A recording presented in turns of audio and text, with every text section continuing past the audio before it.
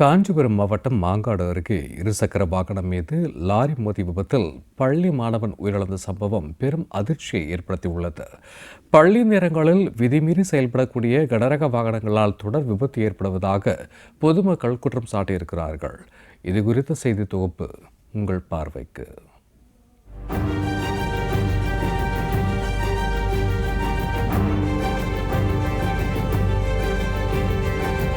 பொம்பளை புள்ள சார், என் பொண்ணு கூட தான் அந்த புள்ள படிக்குது.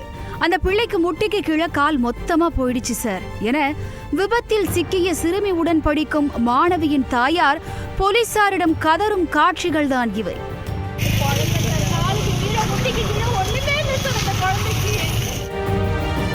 மாங்காடு பகுதியைச் சேர்ந்த பாபு என்பவரின் மகள் ரக்ஷனா.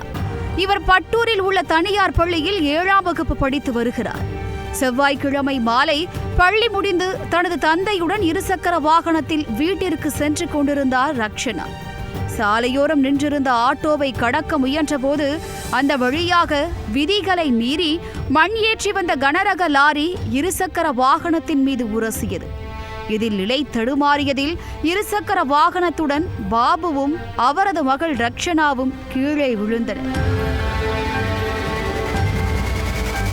இதில் லாரியின் பின் சக்கரம் ஏறி இறங்கியதில் மாணவியின் முழங்காலுக்கு கீழ் கால் முழுவதும் நசுங்கியதாக விபத்தை நேரில் பார்த்தவர்கள் போலீசாரிடம் ஆதங்கம் தெரிவித்தனர்.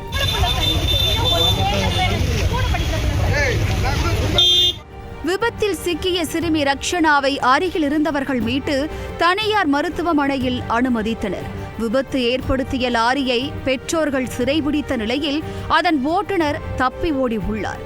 அப்பகுதியில் உயிருக்கு அச்சுறுத்தல் ஏற்படுத்தும் விதமாக தொடர்ந்து மண் லாரிகள், கனரக வாகனங்கள் தடையின்றி இயக்கப்படுவதாக பெற்றோர் குற்றஞ்சாட்டியுள்ளனர்.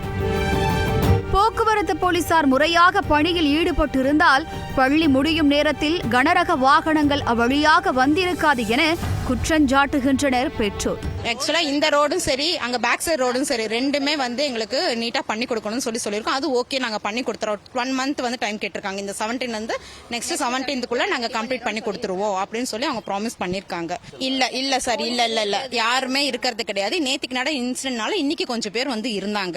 மத்த நேரத்துல கிடையவே கிடையாது. செக்யூரிட்டி மட்டும்தான். அவங்களுமே ப்ராப்பரா என்ன சொல்றது, கிளியர் பண்றதுலாம் கிடையாது. அவங்க அந்த பக்கம் விடுறாங்கன்னா இந்த பக்கம் வந்துருவாங்க. நாங்க நிறுத்தி நாங்களாதான் மூவ் ஆகி வந்துட்டு இருக்கோமோ தாண்டி யாருமே ப்ராப்பரான இதை கொடுக்கவே கிடையாது. இதுகுறித்து பள்ளி நிர்வாகம்தான் முறையாக நடவடிக்கை எடுக்க வேண்டும் என்று போலீசார் தரப்பும், பள்ளி நேரத்தில் கனரக வாகனங்கள் இவ்வழியாக இயக்கக்கூடாது என போலீசார் தரப்பில் புகார் அளிக்கப்பட்டுள்ளதால் அவர்கள்தான் நடவடிக்கை எடுக்க வேண்டும் என பள்ளி நிர்வாகமும் மாறி மாறி தெரிவிப்பதாக பெற்றோர் கூறுகின்றனர். விபத்து நடந்த இடத்தில் முறையாக நடவடிக்கை இல்லை என கூறி பெற்றோர் போலீசாரிடம் அதிருப்தி தெரிவித்தனர்.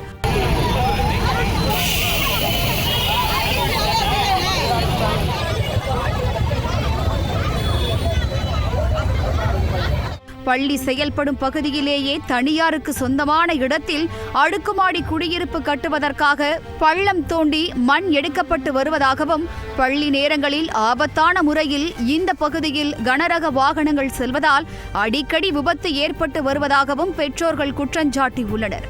காலைல வந்தாங்கன்னா சாயந்தரம் 6 மணி வரை ஓட்டுறாங்க. வருஷம் இந்த சேத்தை ஊற்றிட்டு போயிடுறாங்க. அதில் வழிக்கு போயிடுறாங்க. ஒரு குழந்தை வருஷம் காலை ஏற்றி காலையே போயிடுச்சு.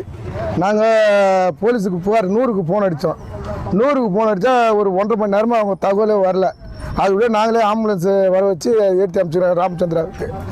போலீஸ் இங்கே ஒரு எப்பவுமே போலீஸே வரதில்லை இந்த தெருவில்.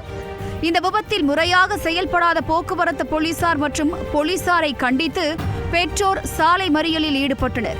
யார் மீது குற்றம் சுமத்தினாலும் துள்ளி குதித்து விளையாட வேண்டிய பருவத்தில் காலை இழந்த சிறுமிக்கு அது பேரிழப்பாகும். கடந்த சில நாட்களுக்கு முன் தண்ணீர் லாரி மோதி பள்ளி சிறுமி உயிரிழந்தார். இதுபோன்ற விபத்துகள் இனிமேலாவது தொடராமல் காக்க வேண்டியது விளம்பர திமுக அரசின் கடமை. சரியான நேரத்தில் சரியான இடங்களில் காவலர்களை நியமித்து கண்காணிக்க வேண்டும் என்பதே பொதுமக்கள் மற்றும் சமூக ஆர்வலர்களின் கோரிக்கையாக உள்ளது.